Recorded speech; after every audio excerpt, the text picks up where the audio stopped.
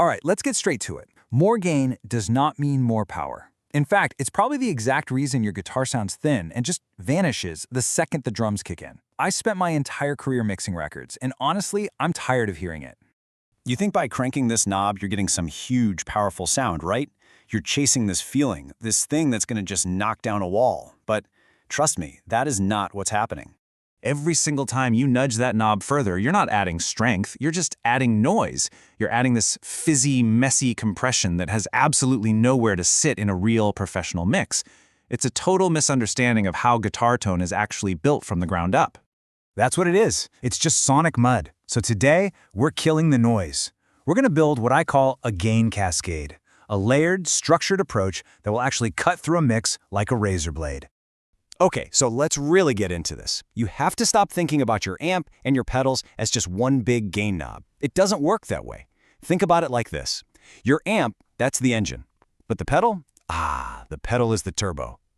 So here's how the work gets divided up. Your amp's preamp gain, the engine that creates your core distortion. It's sharp, it's supposed to be aggressive, but if you crank it too hard all by itself, it just gets thin and fizzy. And poof, it's gone in the mix. Now the turbo, your overdrive pedal, isn't really there to just slap another layer of dirt on top. No. Its job is to ram a focused, shaped signal into that engine, forcing it to work smarter, not just harder. It trims the fat off the low end and shoves the mids forward. And that's what gives your tone its punch and its definition. And that right there, that leads us to the technique that really separates the pros from the bedroom players. It's all about using your overdrive pedal not as a simple distortion box, but as a high-precision tool to tame the absolute beast that is a high-gain amplifier.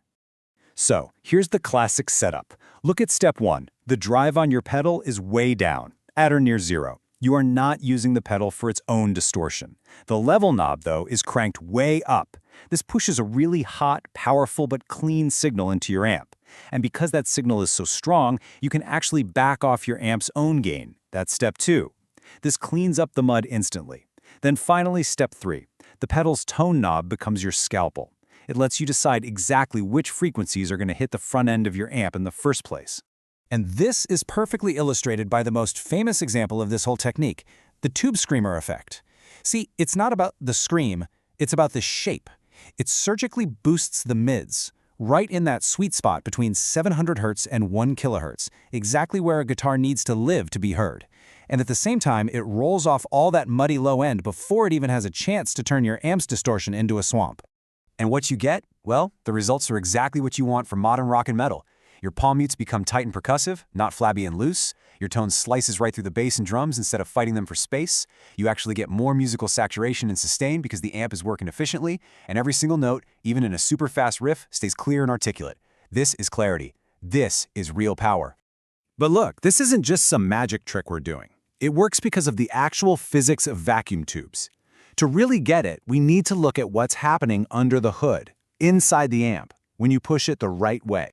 This right here is the key. Tubes don't just hit a brick wall and distort, they have a sweet spot where they start to compress gracefully. They begin to run out of clean headroom, but they do it in a way that adds these beautiful musical harmonics and sustain. It's totally unlike the harsh, sudden clipping you get from a transistor. Pushing the amp with a pedal is all about getting those tubes right into that sweet spot without shoving them over the cliff into total chaos.